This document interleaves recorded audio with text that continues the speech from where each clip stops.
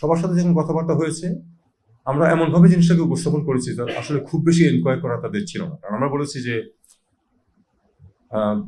প্রেক্ষাপট আমরা বলেছি যে এই সরকার কেন এখানে আছে। সরকার তো নিজে থেকে এখানে আসতে চায়ও নেই, আসেও নেই, একটা প্রেক্ষাপটে এসেছে এবং যারা এর অনুঘটক যে যুব সমাজ, তারা এই সরকারকে কিছু তাদের যে প্রত্যাশা সেটা জানিয়েছে। কি কি জিনিস তারা চায়? তারা চায় যে এখানে যেন এমন একটি ব্যবস্থা প্রতিষ্ঠিত হয় যাতে একটা স্বৈরাচারী সরকার আরেকবার এসে হাজির হতে না পারে। চেক অ্যান্ড ব্যালেন্সগুলি এমনভাবে করতে হবে রাজনৈতিক ক্ষেত্রে। তারা অন্যান্য ক্ষেত্রেও কিন্তু রিফর্ম চেয়েছে, তাদের বেশ কিছু দফা টফা আছে, আপনারা জানেন, সেগুলি আর রিপিট করার প্রয়োজন নেই। এবং আমাদের যে এজেন্ডা সেটার সাথে কিন্তু ওটা মেলে, এবং সেই এজেন্ডা সম্বন্ধে আমরা তাদেরকে এক্সপ্লেন করেছি যে এই জিনিসগুলো করে তারপরে আমরা নির্বাচন দিয়ে সরে যাব। এখন এই জিনিসগুলো করতে কতটুকু সময় লাগবে সেই জন্য আমরা এটা বলেছি যে 6টা কমিশন গঠন করা হয়েছে, তাদের নোটিফিকেশন বোধহয় 2-1 দিনের মধ্যে হবে।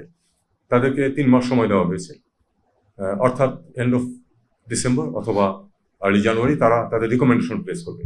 তখন আরো কিছু স্টেক হোল্ডারের সাথে আলাপ আলোচনার প্রশ্ন আছে। তখন সত্যিকার অর্থে তখনই কিন্তু রোড ম্যাপটা ঠিক করা যাবে। তখন তার আগে কিন্তু আপনি রোড ম্যাপ ঠিক করতে পারছেন। আমি আজকে যদি বলি যে 3 মাস অথবা 3 বছর, it doesn't make any sense. ওইটা তখন দেখতে হবে।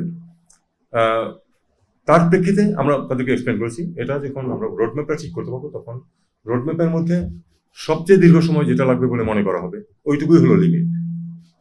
এর চেয়ে বেশি একদিনও এই সরকার থাকবে না। এটাই হলো তাদেরকে আমরা ইন জেনারেল বলে দিয়েছি। একটি অত্যন্ত পাশে আরেকটি ঘটনা ঘটছে। আমরা তো বিভিন্ন বাংলাদেশ কমিউনিটিরও বেশ কিছু গ্রুপের সাথে আমাদের কথাবার্তা হয়েছে, প্রফেশনাল গ্রুপ, বিজনেস কমিউনিটি, প্রত্যেকেই কিন্তু এই প্রসঙ্গটাতে জোর দিয়েছেন যে আপনারা দয়া করে তাড়াহুড়া করবেন না।